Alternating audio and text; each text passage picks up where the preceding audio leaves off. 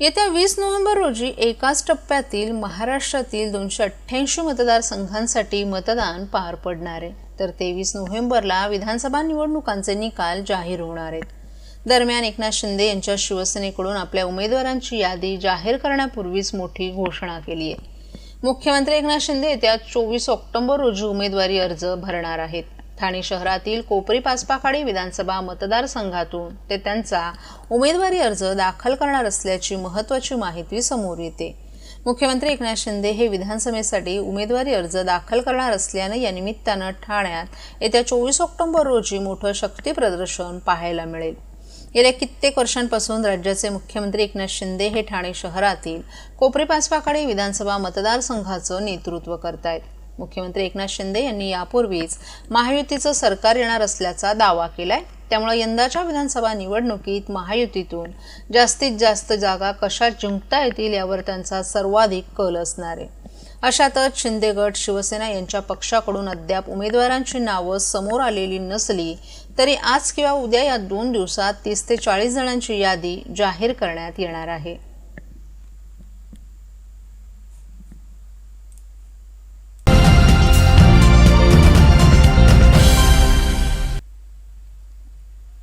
आज 21 ऑक्टोबर रोजी ठाणे पोलीस दलाच्या वतीनं पोलीस हुतात्मा दिन मोठ्या आदरानं साजरा करण्यात आला. या कार्यक्रमाचं आयोजन ठाण्याच्या कोर्ट नाका येथील हुतात्मा स्मारकाजवळ करण्यात आलं. कार्यक्रमाच्या प्रारंभी शहीद पोलिसांना श्रद्धांजली वाहण्यात आली आणि त्यांच्या स्मृतींना वंदन करण्यात आलं. यावेळी ठाण्याचे पोलीस आयुक्त आशुतोष डुमरे, सहपोलीस आयुक्त ज्ञानेश्वर चव्हाण तसंच इतर वरिष्ठ पोलीस अधिकारी, कर्मचारी आणि नागरिक मोठ्या संख्येनं उपस्थित होते. पोलीस हुतात्मा दिनाची सुरुवात 1959 साली लद्दाख येथे झालेल्या एका धाडसी घटनेमुळे झाली. त्या दिवशी केंद्रीय राखीव पोलीस दलाच्या 10 जवानांनी चीनच्या सैनिकांशी लढताना आपल्या प्राणांची आहुती दिली. त्याच धाडसी जवानांच्या स्मरणार्थ दरवर्षी 21 ऑक्टोबर हा दिवस पोलीस हुतात्मा दिन म्हणून साजरा केला जातो. याच दिवशी संपूर्ण देशभरात विविध कार्यक्रमांच्या माध्यमातून शहीद पोलिसांना श्रद्धांजली वाहण्यात येते. ठाणे शहरातील हुतात्मा स्मारकाजवळ पोलीस हुतात्मा दिनानिमित्त आज विविध कार्यक्रमांचं आयोजन करण्यात आलं होतं.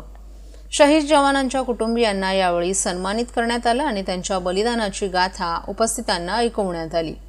याशिवाय पोलीस दलाच्या वतीनं शहीद पोलिसांच्या स्मृतींना आदरांजली म्हणून समाजात जागरूकता निर्माण करण्याचे विविध उपक्रम हाती घेण्यात आले. ठाणे पोलीस दलानं या प्रसंगी शहीद जवानांचं योगदान आणि त्यांच्या बलिदानाचा सन्मान करण्यासाठी विशेष मानवंदना दिली. या कार्यक्रमामुळे नागरिकांमध्ये देशासाठी प्राणार्पण करणाऱ्या शूर पोलिसांविषयी आदर आणि कृतज्ञता व्यक्त करण्याची संधी मिळाली. ठाणे शहरात आज पोलीस हुतात्मा दिन अत्यंत भक्तिभावाने आणि कृतज्ञतेने साजरा करण्यात आला.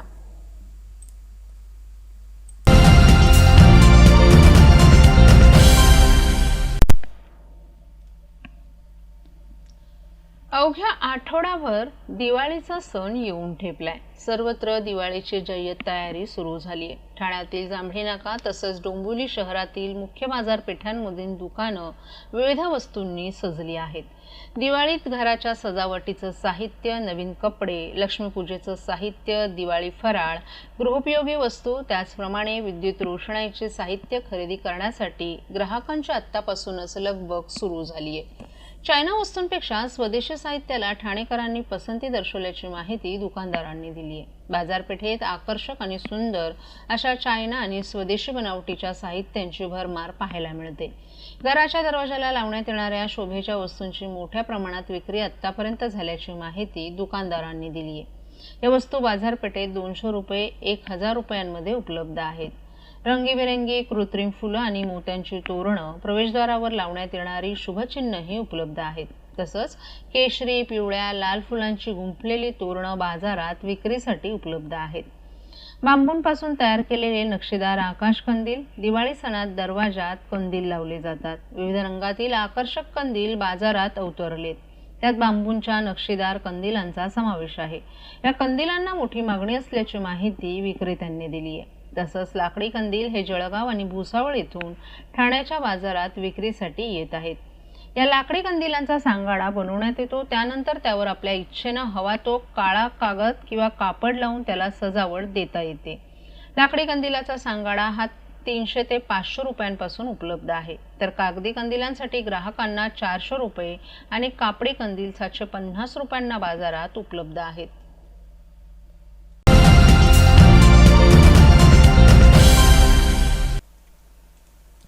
महाराष्ट्रात मराठा आरक्षणाचा पेच वाढला असून ऐन विधानसभा निवडणुकीत मराठा समाजातून तीव्र प्रतिक्रिया उमटण्यास सुरुवात झाली आहे. मराठा आरक्षणाचा प्रश्न सरकारनं सोडवला नसल्याचा आरोप करत मराठा क्रांती ठोक मोर्चाचे अध्यक्ष आबासाहेब पाटील यांनी भाजप महाराष्ट्र प्रदेश कार्यकारिणी विशेष निमंत्रित सदस्य पदाचा राजीनामा भाजप प्रदेशाध्यक्ष चंद्रशेखर बावनकुळे यांच्याकडे सोपवलाय. तसंच येत्या काही दिवसात पुढील भूमिका स्पष्ट करणार असल्याचा इशारा मराठा क्रांती ठोक मोर्चाच्या वतीनं आबासाहेब पाटील यांनी दिलाय. राज्यात मराठा समाजाला आरक्षण मिळावं यासाठी मराठा समाजाच्या विविध संघटनांकडून उपोषण तसंच आंदोलनं सुरू आहेत. परंतु मराठा आरक्षणाचा ज्वलंत प्रश्न सोडवण्यासाठी सरकारने कोणतेही प्रयत्न केले नाही, तसा आरोप मराठा क्रांती ठोक मोर्चाचे अध्यक्ष आबासाहेब पाटील यांनी केला. विविध खात्यातील ईडब्ल्यूएसच्या माध्यमातून भरती झालेल्या मराठा विद्यार्थ्यांचे प्रश्न, ईडब्ल्यूएस मधून भरती झालेल्या शालेय विद्यार्थ्यांचा प्रवेश रद्द केले जातात. यासाठी भाजप पक्षाच्या माध्यमातून वैयक्तिक पाठपुरावा करूनही प्रश्न सोडवले जात नसल्याचं त्यांनी सांगितलं. मराठा समाजाच्या प्रश्नांबाबत सरकार सकारात्मक निर्णय घेत नाही. सरकारमधील तिन्ही पक्ष यासाठी जबाबदार असल्यामुळे मराठा समाजात प्रचंड चीड निर्माण झाली असून भाजपचे पदाधिकारी असल्यानं समाजातील या रोषाचा सामना सतत करावा लागत असल्याचंही त्यांचं म्हणणं आहे. पक्षाच्या माध्यमातून जर मराठा समाजाचे प्रश्न सोडवू शकलो नाही तर पक्षात राहून काय उपयोग, तेव्हा मराठा समाजाचे प्रश्न सोडवण्यासाठी कटिबद्ध राहत भाजपच्या प्रदेश कार्यकारिणी सदस्यपदाचा राजीनामा देत असल्याचं त्यांनी सांगितलं. आज झालेल्या शासकीय विश्रामगृहात पत्रकार परिषदेत हा निर्णय मराठा क्रांती ठोक मोर्चानं जाहीर केला. यावेळी तेजेंद्र पोटे, विकास पाटील, सचिन थोरात, राजेंद्र बोरगे, सचिन पाटील, संदीप पाटील, सुनील पाटील तसंच मराठा समाज बांधव मोठ्या संख्येनं उपस्थित होते. पण आज कुठेतरी आम्हाला अनकम्फर्टेबल फील होतंय. त्याचं कारण की आता आमचे मुलं शिक्षणातून बाहेर पडायला लागले, निवड झालेले विद्यार्थी बाहेर पडायला लागले, आरक्षणाचा प्रश्न प्रलंबित आहे. ह्यावरती कुठलाही निर्णय न झाल्यामुळे आम्ही मराठा समाजाच्या वतीनं मी भारतीय जनता पार्टी प्रदेश कार्यकारिणी या पदाचा मी राजीनामा देत आहे. साहेब, आता निवडणुका होऊ घातलेल्या आहेत. जरांगांनी देखील असंच हे केलं आहे. आपण भारतीय जनता पार्टीचे पदाधिकारी होतात किंवा एक समन्वयक होतात. जरांगेंचं म्हणणं आहे देवेंद्र फडणवीसांमुळे राजीनामा म्हणजे आरक्षणाचा किंवा मराठ्यांचा प्रश्न आहे तो प्रलंबित राहिला आहे. नेमका आपला दोष कोणावर आहे? आमचा स्पष्टपणे मराठा समाजाचा विषय. सत्तेत कोण होतं? 3 पक्ष सत्तेत होते. 3 पक्ष चालवणारे कोण होतं? मुख्यमंत्री, उपमुख्यमंत्री होते. ह्या तिघां पण तेवढेच आहेत. दुसरे विरोधात कोण होते? 3 पक्ष होते. म्हणजे हे सगळेच आहेत. जर विरोधकाने हा प्रश्न आक्रमकपणे मांडला असता, सत्ताधारीने सोडवला असता, सत्ताधारीने सोडवण्याची इच्छा व्यक्त केली असती, त्यांनी सोडवला असता. याच्यामुळे हे सगळेच मराठा समाजा संदर्भामध्ये निर्णय घ्यायला कोणी तयार नाही. त्याच्यामुळे मराठा समाज आता सज्ज आहे. आमचा निर्णय आम्ही घेऊ आणि मतदारातून तुम्हाला तुमची जागा दाखवून देऊ. हे मराठ्यांचा पूर्ण ठरलेलं आहे आणि संपूर्ण राज्यभरामध्ये जे मराठा समाजाचे विद्यार्थी आहेत, युवक आहेत, समाज आहे, समाजातले कार्यकर्ते आहेत, सगळे मिळून आम्ही ठरवू पुढे काय.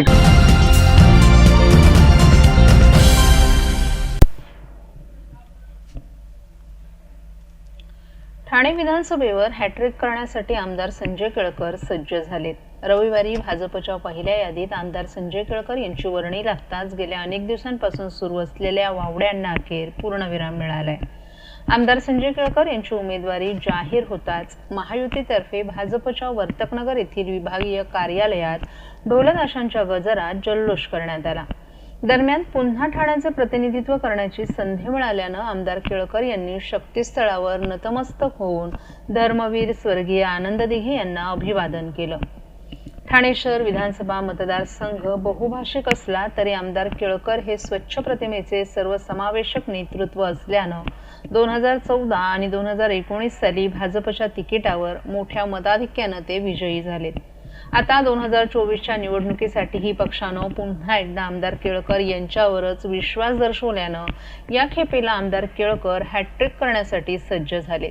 आमदार केळकर यांना तिकीट जाहीर होताच रविवारी भाजपच्या वर्तकनगर येथील विभागीय कार्यालयाबाहेर भाजप आणि महायुतीच्या नेते आणि कार्यकर्त्यांनी ढोलताशांचा गजर करत फुलांचा वर्षाव करून जल्लोष केला। यावेळी भाजप ठाणे जिल्हा अध्यक्ष संजय वाघोले, राष्ट्रवादीचे प्रदेश सरचिटणीस नजीब मुल्ला, राष्ट्रवादी प्रदेश प्रवक्ते तथा जिल्हा अध्यक्ष आनंद परांजपे, माजी नगरसेवक सुनील जोशी, हाऊसिंग फेडरेशनचे अध्यक्ष सीताराम राणे, परिवहन सदस्य विकास पाटील, भाजप ठाणे शहर महिला अध्यक्षा स्नेहा पाटील, उपाध्यक्ष महेश कदम, सरचिटणीस विलास साठे, सचिन पाटील, भाजप स्लम सेलचे अध्यक्ष कृष्णा भुजबळ आदींसह शेकडो कार्यकर्तेही उपस्थित होते। केंद्रात तिसऱ्यांदा पंतप्रधानपदी विराजमान झालेल्या नरेंद्र मोदी यांच्या नेतृत्वाखाली ठाणे जिल्ह्यात विकासाचं पर्व सुरू आहे। मुख्यमंत्री एकनाथ शिंदे, उपमुख्यमंत्री देवेंद्र फडणवीस, अजित पवार यांनी महाराष्ट्रात विकासाचं काम केले। केंद्रात आणि राज्यात असलेल्या डबल इंजिन सरकारमुळे हे शक्य झाले। तेव्हा अभिनव भारत तसंच विकसित ठाणं घडवायचं असेल तर महायुतीशिवाय पर्याय नाही। ठाण्याची जनता सुज्ञ आहे। सर्व पक्षांसह ठाणेकरांचे असंख्य हात आपल्या पाठीशी आहेत।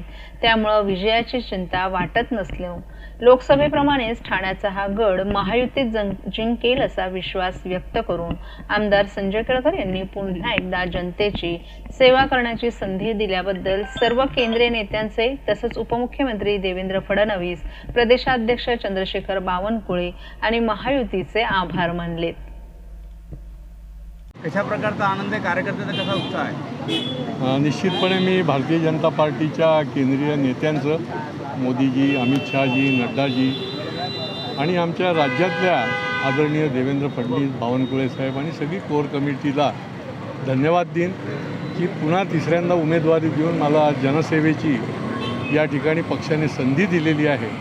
कार्यकर्त्यांचं प्रेम आणि काम, महायुतीच्या कार्यकर्त्यांचा पाठिंबा आणि जनतेचं आशीर्वाद याच्या जोरावर निश्चितपणे लोकसभेला जसं महायुतीने हा गड पार केला तसा विधानसभेचा देखील गड निश्चितपणे पार करता येईल। अंतर्गत देखील वाद होता, बंडखोरी होणार होती आणि खूप तुमच्यावर इतर काही इच्छुक होते, कशा प्रकारचा सल्ला द्याल त्यांना? नाही, सगळ्यांचे आभाराचे, अभिनंदनाचे फोन आले।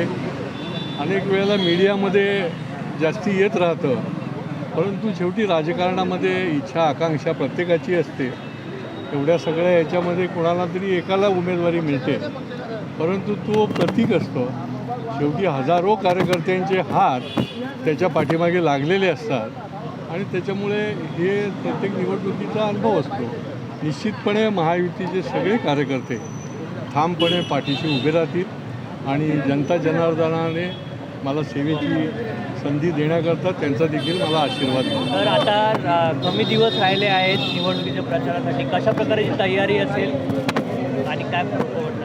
तसं म्हटलं तर भारतीय जनता पार्टी किंवा युती जी आहे ती 24/7 ज्याला म्हणता येईल की तयारीमध्येच असते आणि त्याचं नियोजन जे आहे ते योग्य पद्धतीने केलेलं असतं आणि त्यामुळे अनेकांचं काम याच्या जोरावर निश्चितपणे कमी दिवस राहिलेले असले तरी लोकांपर्यंत पोचण्याचं काम जे आहे ते निश्चितपणे आम्ही करू।